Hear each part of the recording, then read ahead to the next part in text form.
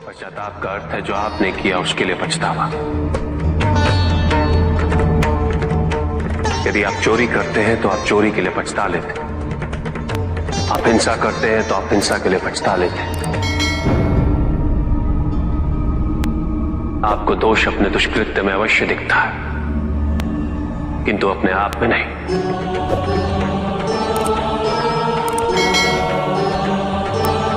क्योंकि दोष आप अपने से बाहर ढूंढते हैं, उसके कारण अपने से पृथक करके देखना चाहते हैं।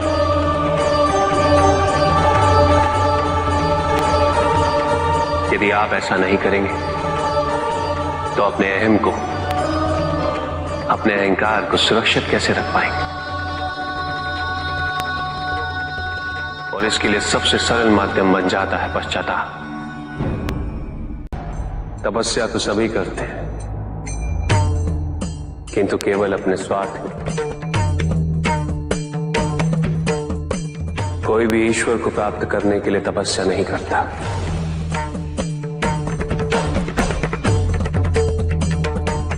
कोई भी तपस्या इसलिए नहीं करता कि उसकी भक्ति उसके आराध्य तक पहुंच जाए।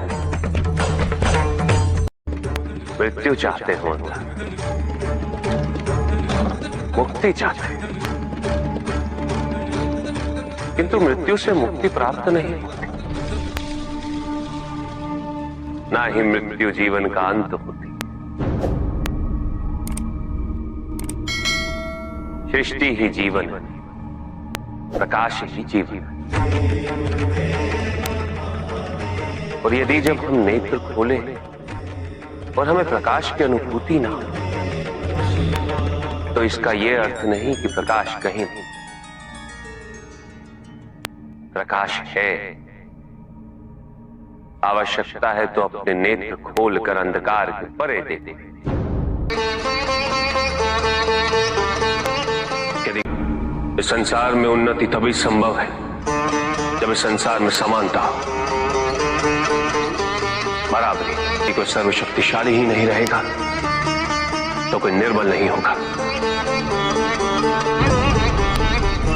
यदि कोई बड़ा नहीं होगा तो कोई छोटा ही नहीं रह पाएगा। शक्ति के इस संतुलन को संतुलित रखना अनिवार्य है, क्योंकि ईर्ष्यापूर्ण प्रवृत्ति व्यक्तिगत होती है। वो केवल अपने स्वार्थ, अपने उद्धार तक ही सीमित रहती है।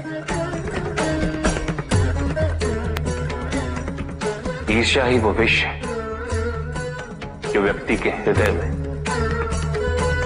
ना हारने की महत्वाकांक्षा को जन्म देती। जीतने की इस व्यवस्था से ग्रसित मनुष्य धर्म अधर्म, न्याय अन्याय, उचित अनुचित का ज्ञान भूल जाता है।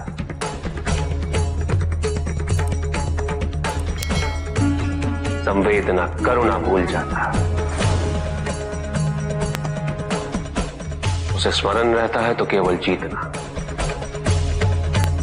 भले ही वो छल कपट के माध्यम से ही क्यों ना हो। एक असुर था, एग्रिप। एक दिन वो ब्रह्मलोक गया।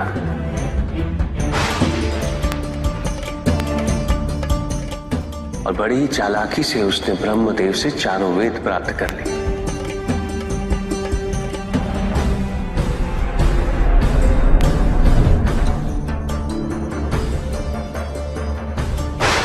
और जाके समुद्र में छुप गया, क्योंकि सारा ज्ञान वेदों में निहित है। इसीलिए संसार से सारा ज्ञान चला गया। जब अज्ञानता का अंधकार फैलता है तो अधर्म बढ़ने लगता है। भगवान विष्णु सब देख रहे थे। उन्हें ज्ञात था कि शीघ्र पृथ्वी लोक पर प्रलय आने वाला है। एग्रिप के साथ चारों वेद भी लुप्त होने का भय था। ब्रह्मदेव सृजन करता है। वेदों के अभाव में पुनर्जन्म की प्रक्रिया को पुनर्स्थापित करना अत्यंत कठिन।